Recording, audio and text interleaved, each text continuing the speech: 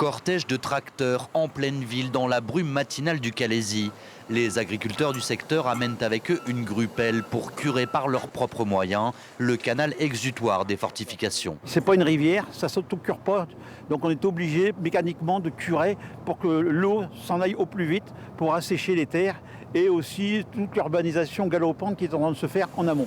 Branches d'arbres, déchets en tout genre et surtout des tonnes de vases empêchent le bon écoulement des eaux. Cette portion de canal n'a pas été entretenue depuis une quarantaine d'années, selon les organisateurs de cette opération coup de poing. On exige qu'elle soit curée jusqu'à la mer.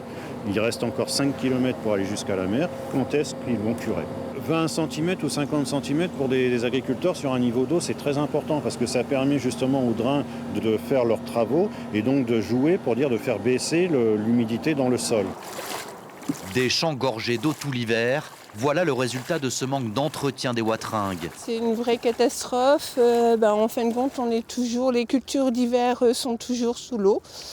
Donc là, on peut voir l'étendue. Normalement, c'est du blé. La majeure partie des 52 hectares de terre que Stéphanie et Alain Fiers travaillent sont inondés, au point pour eux de devoir abandonner une partie de leur culture. On a pris le choix de ne plus faire de betterave dès le début, de toute façon. La chicorée, on arrête complètement.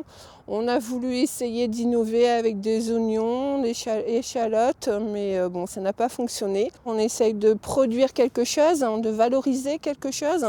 Et là, en fin de compte, on se rend compte que lorsque l'on met en terre, le fruit du travail n'est pas adéquat. Cette eau stagnante durant l'hiver peut coûter à Stéphanie et Alain Fiers jusqu'à un tiers de leurs revenus.